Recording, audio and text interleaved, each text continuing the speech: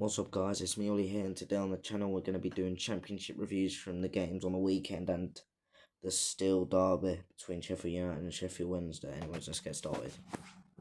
So Blackburn Rovers versus Preston. Blackburn a goal to nil. So O'Neill 2 wins in 2 for the new Blackburn manager, for Michael O'Neill. They didn't really play great. Neither team really played great. It was a very boring game in my opinion. Yeah, the stats show that Blackburn dominated most of it. And to be fair, they did a little bit. In the first half, they played well. First half, they had a few chances. Second half, they had a few as well. But then they ended up winning the game. 95th minute. Pretty boring game, though, because I watched it. Okay, the first half was boring. Second half was a little bit better. Especially with that 95th minute goal. That sent Ewood Park absolutely bonkers. But turns out Michael O'Neill is transforming Blackburn from these first two games, QPR away and now Preston at home in the derby. So now Hull City QPR. So Hull City are on a little poor run, aren't they? And QPR beat them shockingly. I thought this was going to be the game that Hull City were going to come back to winning ways. They've not won a game in full in like 5 games. The last win was against Blackburn when they had Ismail. But, so 0-0 with Watford, new manager, I've got his name. 3-2 loss against Bristol City. 4-0 against Chelsea, now 3-1 against QPR. So they got like some easy and tough fixtures really. Like, they got Derby and then Pompey. I will be probably going to that game, so stay tuned for that match day as well, Kefado. And all I could say, Hull City ain't been in the greatest form these last few games. They're starting to slip away a little bit. I still think they're going to make the playoffs more than likely, but they need to sort something out, really. I reckon this won't go on for long. I think they'll start winning games again soon. Every team needs to go through like a little fall-off thing. It's exactly what happened with Coventry and Middlesbrough, and they're still in the top 2. Right, Stoke City versus Leicester. Stoke City 2, Leicester 2 in Gary Rowett's first game in charge of Leicester. So, Stoke City actually got a draw, to be fair. I actually thought they'd lose, because Gary Rowett is a decent manager, keeping Oxford up last season. You know, Oxford had, like, let's say, the least wages, least money in the league, and he still kept them up. Will he do the same with Leicester? I'm not too sure. But at the minute, Leicester City are in the relegation zone of the Championship after that draw. But to be fair, they didn't actually play that bad, Leicester. They played better than how they played with King as the manager. Stoke City rescuing a late draw with Ben Wilmot scoring twice from centre-back. And yeah, that's just pretty much it about that game. Wait, what did I go in at? Swansea versus Bristol City. Obviously, Swansea win 1-0. Swansea, since going under Victor Matos, I think his name is, they've transformed a bit, Swansea. They're getting closer to top half. As you can see, yes, they're 15th in the table, but they're not doing bad with this new manager. Or at the start of when they had the new manager, they weren't doing great at like the first few games of the new manager, but now they've transformed. So I think Bristol City was Vitor Matos' first game in charge of Swansea, and they got back like 3-0. So they have transformed a little bit, Swansea, since then. Obviously, they're still not in the best position, but not been in the worst form. 3 wins in 5. It's alright for Swansea, really. And it was West Brom versus Coventry. Coventry, I think, are back to where they were. What a dominant performance Coventry had against relegation threatening West Brom. West Brom still without a win under Eric Ramsey. I don't even know what's going to happen with West Brom for the rest of the season, really. For me, they don't deserve to stay in the Championship. Yes, they got a great squad. They got a great squad. This should be like a playoff team type of squad, but it's a relegation threatening squad. Well, that's how they're playing. So poor. And Coventry, last 2 games have been fantastic, beating Middlesbrough to go top, and then West Brom. I think they might be 3 points clear of Middlesbrough after their 0-0 draw with Oxford. And that's the game we go on to now. Middlesbrough 0, Oxford 0. For me, I didn't actually see who dominated, but it's just clear to see it was Middlesbrough. But there's not really much to say about this. I don't know how well Oxford must have probably played very well defensively. They must have just sat back, played a low block. That must be what they did, because letting Middlesbrough not score, it's actually very hard to do that, because since Kim Hellbergs came in, they've been one of the best teams in the league. Middlesbrough, aren't they? They've probably been better than Coventry since he's came in. But I don't think this will set them back at all. I still think they're going to win the league, Middlesbrough, to be fair. But if Coventry carry on this, that might change. I'm not too sure at the minute. Both of them are definitely getting promoted, but I don't know who will win the league out of them two. Now, the big game, Millwall versus Portsmouth. When Pompey get a 3-1 away win at one of the hardest grounds to go to, Millwall. What a performance that was from Pompey. What a performance. That's put us in a better position now. And now we have a much, much better chance on survival this season. 15 shots to Millwall 6. They had more possession. But the chances we had a lot of chances. I'm happy that Caballero got his first goal. And I think that's Swift's first goal as well. I'm just happy about Caballero, to be fair, getting his goal. Last few games, he's actually played quite well. Charlton, he played quite well, and now he's played well this game.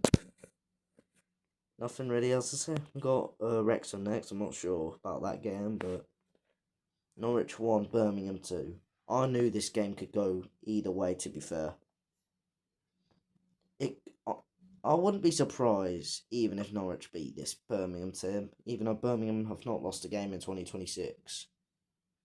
Carlos Vicente getting his first Birmingham goal and Marvin Deutsch scoring again. But I would not be surprised if it was the other way round, to be fair. Both teams have performed fantastically in 2026.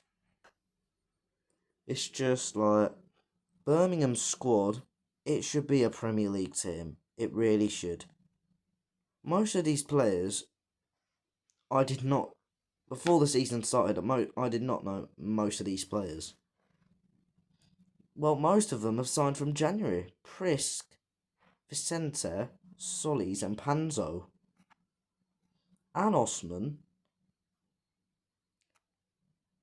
The squad that Birmingham have got, it's unstoppable. I can't lie. It's absolutely unstoppable how they got this good of a squad and they're not in the Premier League. Well, they're definitely fighting for playoffs this season, and I'm not too sure how that will go because the playoff run is so tight. The playoffs, it could go down to mid-table. A random team in mid-table could somehow just get playoffs. It's possible for a mid-table team to probably get playoffs, but I'm not too sure. But that was a good performance from Birmingham. Still not lost a game this year. Southampton versus Charlton.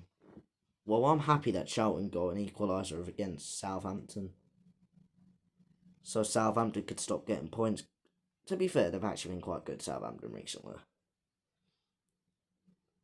I'm happy that Charlton got a draw, but Southampton have got a very decent squad. They signed Tom Fellows from West Brom, Azaz from Middlesbrough, and Pretz from Bayern Munich.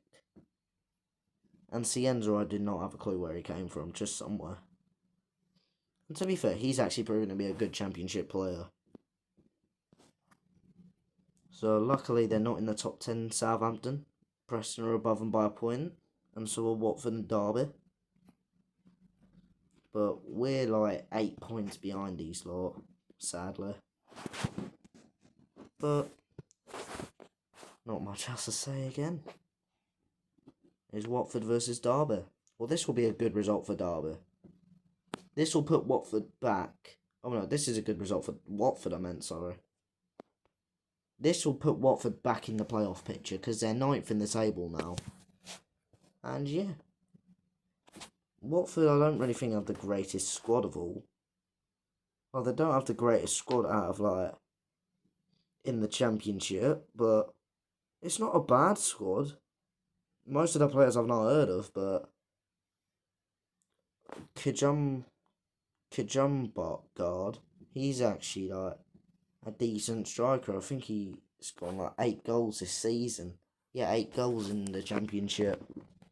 He was decent at the start of the season, to be fair, scoring goals, but I don't really think this is much of a setback for Derby, to be fair. They have lost a few games, Derby, recently. Well, only 2 out of 5, but Derby, this season, have absolutely transformed themselves since last season. Because last season they came 20th, I think. They're in a playoff race. They might get them, you never know. They're destined for Premier League promotion this season, and they're trying their everything to actually get them.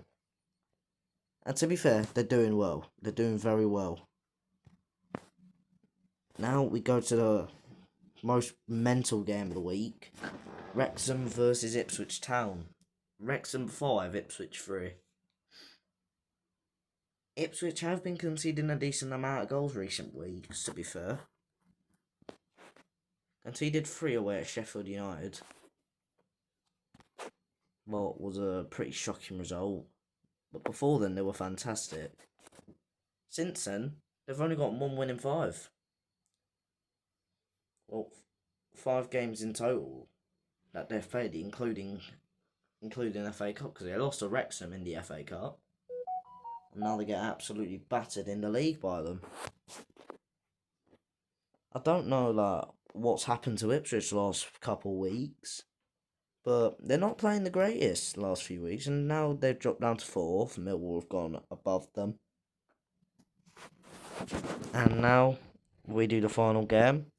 Sheffield United versus Sheffield Wednesday.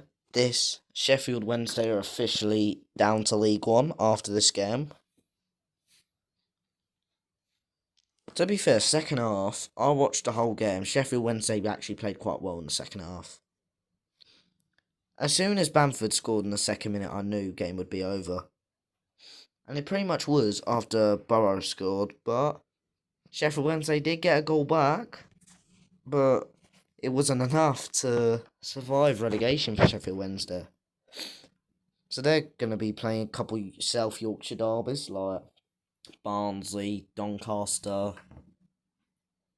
Rotherham. If they survive, they probably won't, but you know.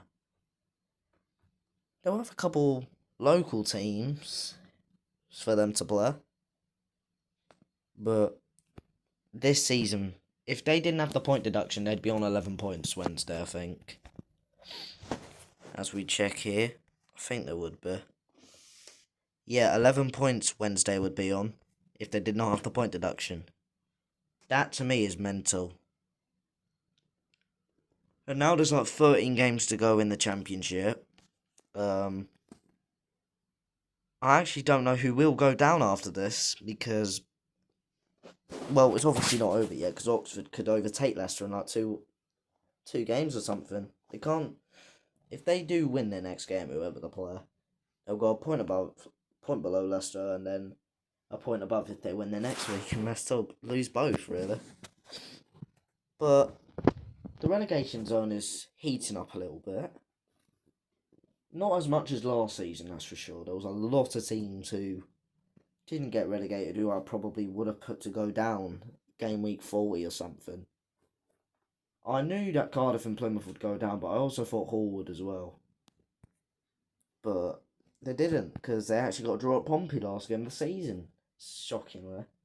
Shocked that we drew that game. We should have won that. But it is what it is, really. But since that season, Hull have been brilliant.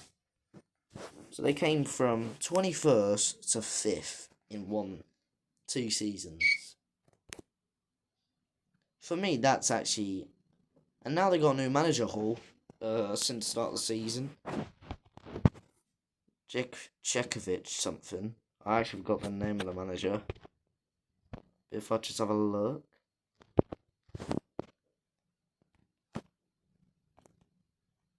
Yeah, Jarkovic. He has really helped Hull this season. Because in the summer, they were transfer embargo. I don't think they are now because they signed a decent amount of players in the January transfer window, like Lewis Kumas, Dow, Hirokawa. I think McNair, I don't think he was at Hull in the summer or anything. But they signed a few players.